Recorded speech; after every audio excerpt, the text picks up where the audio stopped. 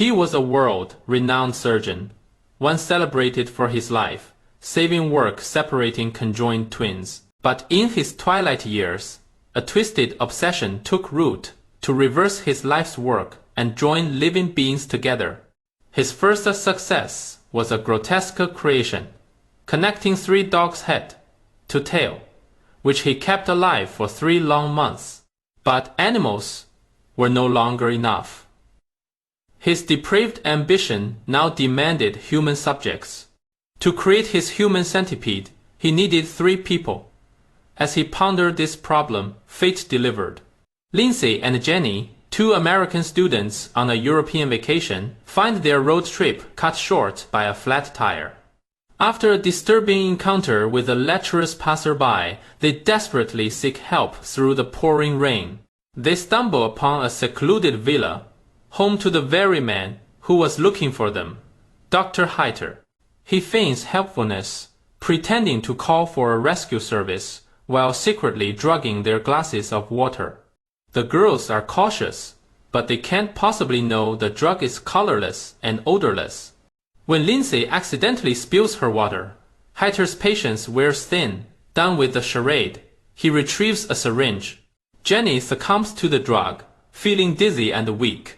Though Lindsay drank little, the potent sedative quickly paralyzes her, leaving her defenseless. With 2 female subjects secured, a new problem arose.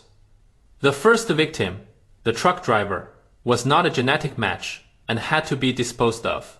Heiter quickly found a replacement, a Japanese tourist named Kasuro, whose tissues were a perfect match for the girls. With his 3 subjects assembled, Heiter unveiled the horrific details of his masterwork. First, he would sever their knee ligaments, forcing them into a permanent crawl. Next, he would remove the front teeth of the second and third subjects. Finally, he would surgically attach the mouth of one person to the anus of the person in front, creating a single shared digestive system. As he begins anesthetizing them, Lindsay sees her chance. She frantically bites through her restraints. She breaks free, but in her haste, a pre-planted AV line rips from her arm, tearing a blood vessel. Ignoring the pain, she runs upstairs, only to find the reinforced door is locked. She hides in a nearby room. Heiter, enraged by her escape, smashes at the door, promising to punish her by placing her in the torturous middle position of the centipede. Suddenly, she sees him outside the window with a gun.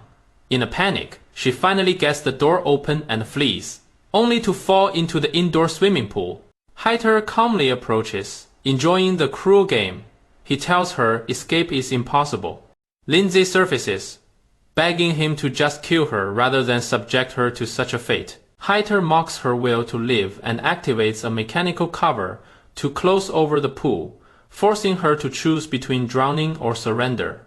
But just as the cover is about to seal, a power outage caused by the storm grinds it to a halt.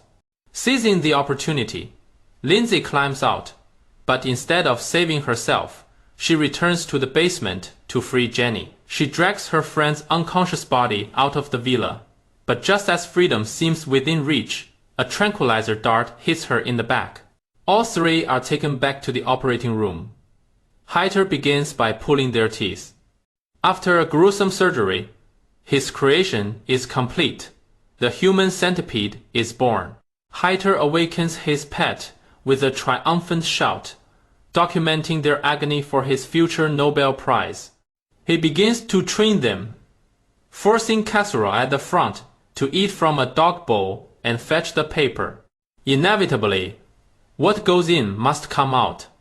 The horrifying cycle of nourishment begins. Lindsay, in the middle, receives nourishment but tries to hold back to spare her best friend, Jenny, at the end. As a result, Jenny is starving, her body growing weaker by the day. Suddenly, the doorbell rings. 2 police detectives have arrived, investigating the girl's disappearance. Heiter maintains a facade of innocence, but the detectives are suspicious. He resorts to his old trick, drugging their water. As one detective questions him, Heiter's composure cracks, and he explodes with rage, deepening their suspicions. Realizing his mistake, he quickly apologizes. One of the detectives, however, discovers a spare needle Heiter dropped. Heiter smoothly lies that it is for his diabetes. Unconvinced, the detectives leave to get a search warrant. Downstairs, Katsuro has found a weapon. As Heiter returns, the Centipede attacks, with Katsuro stabbing the doctor's leg. They begin a slow, agonizing crawl up the stairs, their sutures tearing. Driven by a desperate will to escape, the injured Heiter pursues them, his own slow pace matching theirs.